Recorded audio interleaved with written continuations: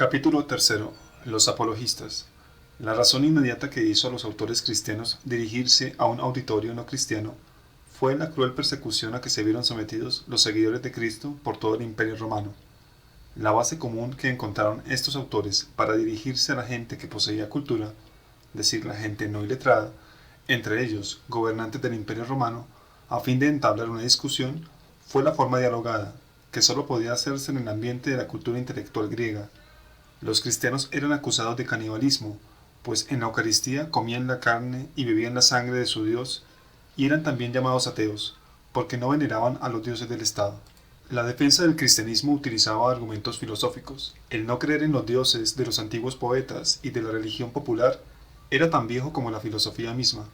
Genófanes de Colofón atacó violentamente a los dioses de Homero y Hesíodo, siendo el primer filósofo griego que estableció el límite entre la teología popular y la filosófica. Sócrates se convirtió en prototipo del siervo sufriente. Los estoicos, por su parte, habían afirmado que el principio y causa divino del mundo era el logos, que penetra todo cuanto existe. Este logos, anticipado por parte de Sócrates, tomó forma humana en Cristo. Para un apologista como Justino, el cristianismo es la filosofía absoluta. La asimilación del cristianismo con la filosofía no debe extrañar, pues cuando los griegos se toparon por primera vez con la religión judía en Alejandría, siglo III a.C., los autores griegos llamaban invariablemente a los judíos la raza filosófica, significando con ello que los judíos habían tenido siempre cierta idea de la unicidad del principio divino del mundo.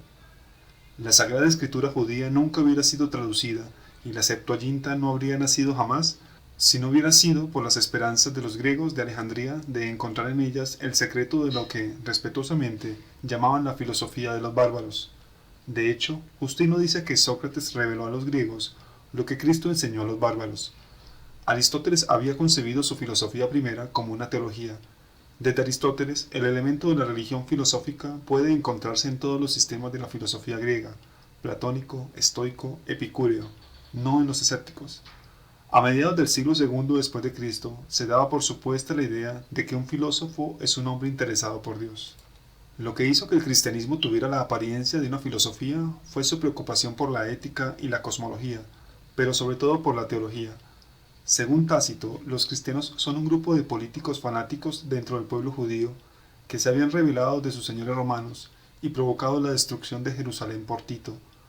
Marco Aurelio relaciona a los mártires cristianos con fanáticos religiosos despreciados como función teatral forzada. Al hablar de la filosofía de los cristianos, Galeno, médico y filósofo pagano, critica su confianza en la fe, que para él representa solo una evidencia subjetiva e indica una falta de base epistemológica suficiente en su sistema. Galeno veía la fe como una debilidad. En su argumentación en contra de los dioses paganos, Tertuliano no comparte la opinión de que el cristianismo mismo sea una filosofía. Él considera que la superioridad de la fe sobre la razón estriba en su carácter suprarracional. El único que compartía en Oriente, Siria, la sospecha de Tertuliano era Tasiano. Él escribió en griego, poseía una cultura griega, pero no creía en ella. Advierte a los cristianos que el futuro de su causa no está en su gradual asimilación de la cultura griega, sino que dependerá por completo de que la conserven inmaculadamente pura como un culto bárbaro. Tasiano se mostraba orgulloso de profesar una filosofía bárbara, que encontró por primera vez al leer el Antiguo Testamento. Admiraba su sabiduría y lenguaje sencillos, y dio la espalda a la educación retórica y el estilo refinado de los griegos. Sin embargo, resulta evidente que su odio a todo lo griego era más profundo y tenía razones raciales. No obstante, en quienes la filosofía de Platón y Pitágoras fue significativa, resultarán ciertas consecuencias respecto de su concepción de la divina providencia en la historia. ¿Se reveló Dios solo a los judíos en la ley y los profetas? ¿Acaso no había reconocido ya San Pablo la aportación hecha por la sabiduría pagana a la causa de la verdad? A través de la puerta que abrieron los apologistas, penetraron la cultura y la tradición griegas a la Iglesia y se amalgamaron con su vida y doctrina. Capítulo IV. Neoplatonismo. El desarrollo histórico de la religión cristiana durante los primeros siglos consistió en una continua traducción de sus fuentes en dos momentos. Primero, los primeros evangelistas echando mano de las antiguas recopilaciones orales y escritas de los dichos y hechos de Jesús y traduciéndolas del arameo al griego, siendo San Lucas quien ajustó la forma de estas traducciones a normas más elevadas. Segundo, concentrándose en el significado del mensaje cristiano y en preguntas como ¿quién fue Jesús?, ¿Qué autoridad divina tenía? Con esto, el proceso de interpretación se transfirió a un nivel superior. La controversia entre Orígenes contra Celso y Porfirio contra los cristianos, eruditos cristiano y griego durante el siglo III, da por supuesto el surgimiento, en el campo cristiano, de una verdadera erudición cristiana y de una teología filosófica. La antigua cultura griega adoptó al llegar a su fin esta fe oriental por motivos diversos, entre otros, que Atenas había sido descrita por San Pablo y Sófocles como una ciudad en la cual el sentimiento religioso tenía profundas raíces. Las ideas monoteístas se habían introducido subrepticiamente en la antigua fe por medio de una discusión filosófica que, por la época de San Pablo, tenía ya 2 siglos de existencia y había llegado a oídos del hombre común. Esta crítica del antiguo politeísmo griego se inició con el filósofo Genófanes de Colofón en el siglo VI a.C. La evolución de la mente griega desde los primeros tiempos revela, tras un periodo inicial de pensamiento mitológico, una tendencia creciente hacia la racionalización de todas las formas de actividad y pensamiento humanos. Su manifestación suprema fue la filosofía, alcanzando el clímax con Platón y Aristóteles. Los sistemas estoicos y epicúreos que le siguen en la primera edad helenista son un anticlímax y muestran cierta decadencia de su poder filosófico creador.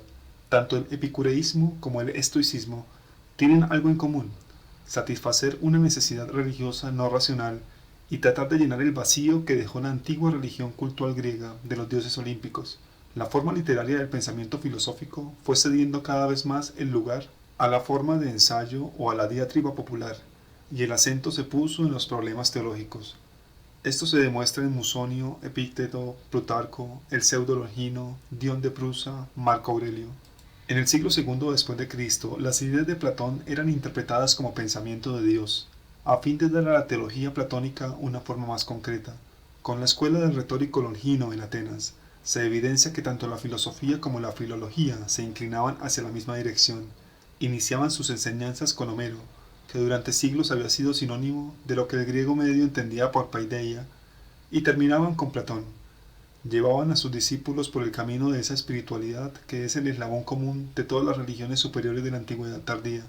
Todas las tradiciones, paganas o cristianas, eran reinterpretadas a partir de esta fuente de sentimientos religiosos, a fin de hacerlas aceptables a los hombres de la nueva época. Platón se convirtió en el guía de ese camino ascendente, pues él les hacía volver la mirada desde la realidad material y sensible hacia el mundo inmaterial en que habían de hacer su morada los miembros más nobles del género humano.